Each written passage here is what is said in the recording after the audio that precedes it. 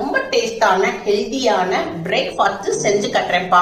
டயட்ல இருக்கிறவங்க, வெயிட் லாஸ்ல இருக்கிறவங்க, சுகர் பேஷண்ட், பெரியவங்க எல்லாருமே இதை சாப்பிடலாம். சாப்பிட்டா அவ்வளவு நல்லதுப்பா. நம்ம உடம்புக்கு நல்லா ஹெல்தியாவும் இருப்போம்.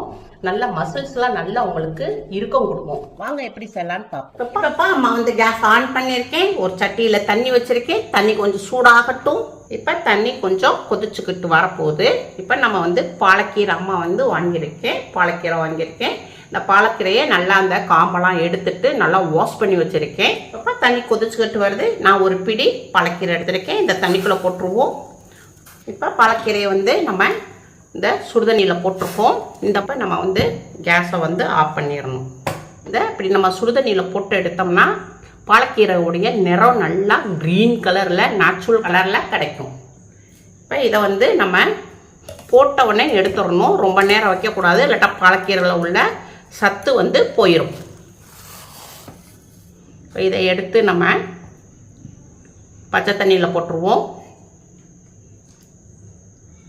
பாலக்கீரையுடைய பச்சை வாடையும் நம்மளுக்கு இருக்காது. கீரையோட பச்சை வாடை சொல்லுவோம்ல, அதோடைய அந்த பச்சை ஸ்மெல்லும் இருக்காது. இப்போ நம்ம வந்து பாலக்கீரையை மிக்ஸி ஜாரில் போட்டுக்குருவோம். இப்போ ஒரு பல்பூண்டை போட்டுக்குருவோம். இதை வந்து நறுக்கி போட்டுக்குருவோம். ஒரு பல்பூண்டு வந்து நறுக்கி போட்டுக்குருவோம். ஒரு பச்சை மிளகாய் போட்டுக்குருவோம். காரத்துக்கு கொஞ்சம் மல்லி இலை போட்டுக்குருவோம். மல்லி இலை காம்போடு போட்டுக்குருவோம். நல்லா மல்லி இலையில் உங்களுக்கு நிறைய மருத்துவ குணம் இருக்குது. உடம்புல உள்ள கொலஸ்ட்ரால், பிபி, ப்ரெஷர் எல்லாத்தையும் கண்ட்ரோல் பண்ணும். அதனால் நம்ம காம்போடு இப்படி போட்டுக்குருவோம். கொத்தமல்லி இலை போட்டாச்சு. அம்மா வந்துப்பா ஒரு 100 கிராம் பச்சை பட்டாணியை ஒரு 5 நிமிஷத்துக்கு வேக வச்சு எடுத்துருக்கேன். அதை இதில் போட்டுக்கிடுவோம். இதை வந்து மூடி போட்டு உங்களுக்கு மிக்சியில் அடித்து கொண்டு வரேன். இப்போ வந்து நம்ம பட்டாணியையும் பாலக்கீரையும் அடித்து கொண்டு வந்தாச்சு. நல்லா எவ்வளோ நேச்சுரலாக நல்லா எவ்வளோ க்ரீன் கலரில் இருக்குன்னு பாருங்கள். இதை வந்து நம்ம எடுத்து பவுலில் மாற்றிக்குவோம்.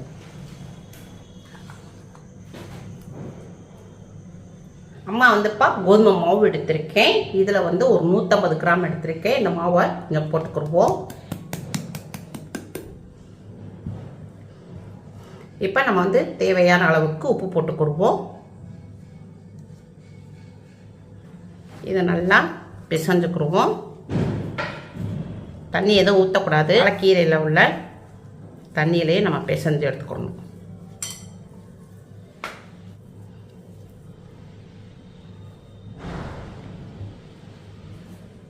அம்மா வந்துப்போ ஒரு பிட்டு தண்ணி விடலை, ஒரு பிட்டு தண்ணி உள்ள அதில் கீரையில் இருந்த நம்ம அதே தண்ணியில் தான் நம்ம பிசைஞ்சிருக்கோம். நல்லா இதை சப்பாத்தி மாவு பசத்துக்கு நல்லா சாஃப்டாக பிசைஞ்சுக்கிறணும். இதை நல்லா ஒரு 5 நிமிஷத்துக்கு மாவை சாஃப்டாக பிசைஞ்சுக்கிறணும். அப்போ தான் மாவு வந்து நல்லா சாஃப்டாகும். நம்ம 5 நிமிஷம் நல்லா சாஃப்டாக பிசைஞ்சாச்சு. பாருங்கள், மாவு வந்து இப்படி மிதுக்குனா இப்படி நல்லா சாஃப்டாக இருக்கணும். இப்போ இதை வந்து ஒரு 10 நிமிஷத்துக்கு மூடி போட்டு மாவை ரெஸ்ட்டில் வச்சுருவோம். இப்போ நம்ம வந்து டொமேட்டோ சாஸ் எடுத்துருக்கேன். இதில் வந்து 1 ஸ்பூன் எடுத்துக்கிடுவோம். 1 ஸ்பூன் டொமேட்டோ சாஸ் எடுத்துருக்கோம். இதை போட்டுக்கிடுவோம். கொஞ்சமாக சில்லி ஃப்ளேக்ஸ் போட்டுக்கிடுவோம். லைட்டாக நல்லா மிக்ஸ் பண்ணிக்கிடுவோம். இது இப்படி இருக்கட்டும். இப்போ அம்மா வந்து ஒரு 50 கிராம் பன்னீர் எடுத்திருக்கேன். இதை வந்து இதில் துருவிக்கிடுவோம். இப்போ 50 கிராம் பன்னீரை துருவி போட்டாச்சு. அதே மாதிரி ஒரு கேரட், மீடியமான கேரட்டு, இதையும் நம்ம துருவி போட்டுக்கிடுவோம். கேரட்டை துருவி போட்டாச்சு. கொஞ்சமாக இஞ்சி லைட்டாக துருவிக்கிடுவோம். நல்லா ஒரு ஃப்ளேவர் நல்லா இருக்கும். இஞ்சி துருவி போட்டாச்சு. இப்போ கொஞ்சம் ஒரு பிடி மல்லி இலை எடுத்து கொடுப்போம். இதையும் நல்லா மெல்லிசாக நறுக்கி போட்டுக்கிடுவோம்.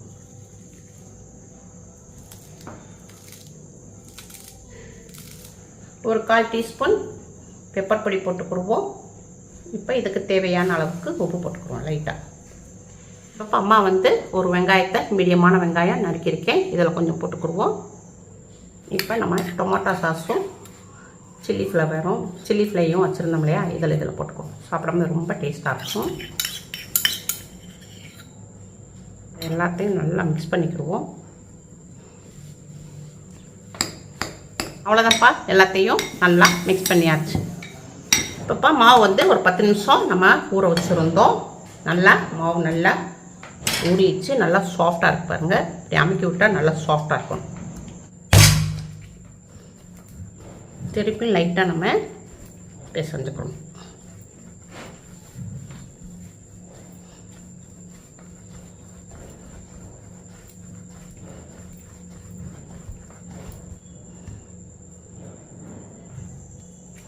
இந்த அளவுக்கு சின்ன சின்ன உருண்டையாக ஒரு நெல்லிக்காயோட கொஞ்சம் பெருசாக இந்த மாதிரி போட்டுக்குருவோம். இப்போ நம்ம எல்லாத்தையுமே உருண்டை போட்டுக்குருவோம்.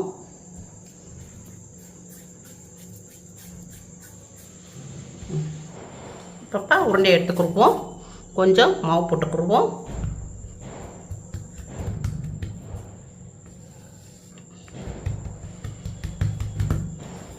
நல்லா நம்ம வெளிச்சுக்குருவோம். அதை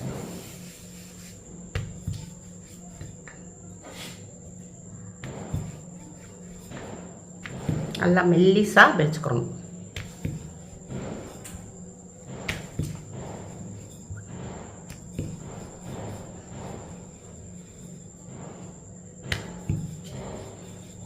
எவ்வளோ மெல்லிசா தைக்கணுமோ அந்த அளவுக்கு மெல்லிசா தைச்சுக்கிறோம். ஒரு பிளேட்டில் அப்படியே வச்சுக்கிறோம். இப்போ நம்ம வந்து எல்லாத்தையும் வெளிச்சாச்சு. இப்போ வந்து நம்ம வந்து ஒரு டிஃபன் பாக்ஸ் மூடியை வச்சு இதை வந்து நல்லா சேஃபாக ஒரே மாதிரியாக எடுத்துக்கிடுவோம்.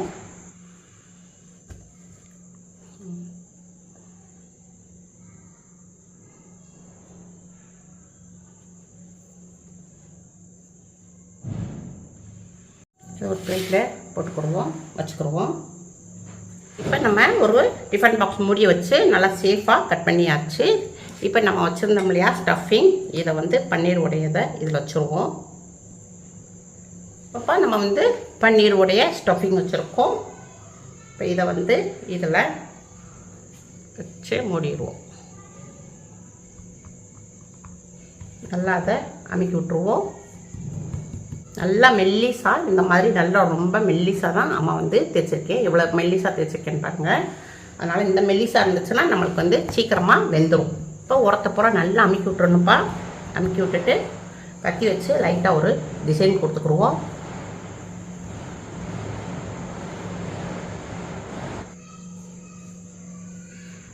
இப்போ நம்மளுக்கு எடுத்தால் நல்லா அழகாக வரும். இந்த மாதிரி வந்துடும். இப்போ நம்ம கேஸ் பக்கம் போயிடுவோம். அம்மா வந்து கேஸ் ஆன் பண்ணியிருக்கேன். ஒரு தோசை தவா வச்சுருக்கேன். நல்லா தொடச்சி விட்டுக்குருவோம். இது ஒரு 2 நிமிஷத்துக்கு நல்லா வேகட்டும். இப்போ வந்து நல்லா ஃபுல் ஃப்ளேமில் வச்சுக்கிறணும். இப்போ மேக்கீழே நல்லா வெந்துருச்சு. இதை பிரட்டி போட்டுக்குருவோம். அம்மா வந்து சும்மா டிசைனுக்காண்டி பண்ணியிருக்கேன். அதாவது சின்ன பிள்ளைங்க நல்லா விரும்பி சாப்பிடுவாங்க. நீங்கள் அப்படியே வேணால் சும்மா கூட அப்படியே அமுக்கி விட்டு கூட நீங்கள் இப்படி சுட்டுக்கலாம்.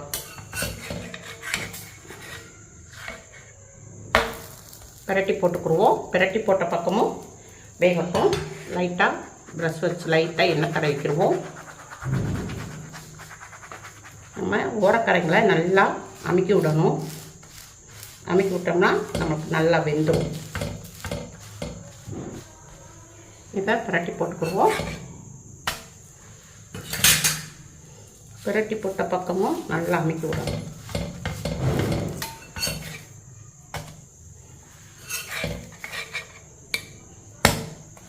அவ்வளோதான்ப்பா, வெந்துருச்சு. இப்போ பிளேட்டில் எடுத்து மாற்றிக்குவோம்.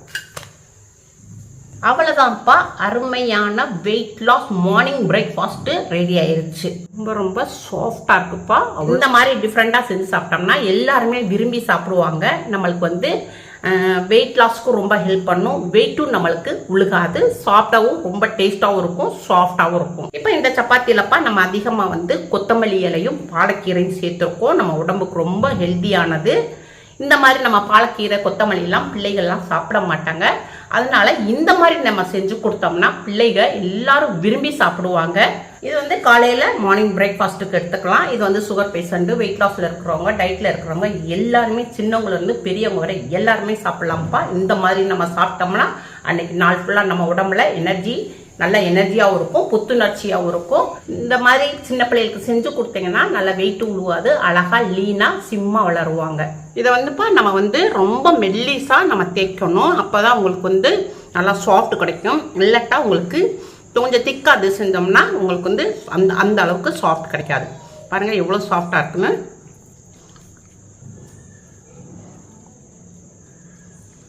நல்லா சாஃப்டாக இருக்குது, ரொம்பவும் டேஸ்ட்டாக இருக்குது. இது எல்லாருமே சாப்பிட்லாம்ப்பா. உங்கள் வீட்டில் செஞ்சு பாருங்கள். அம்மாவுக்கு லைக் பண்ணுங்கள், ஷேர் பண்ணுங்கள், சப்ஸ்கிரைப் பண்ணுங்கள். அடுத்த வீடியோ பார்ப்போம். பாய்.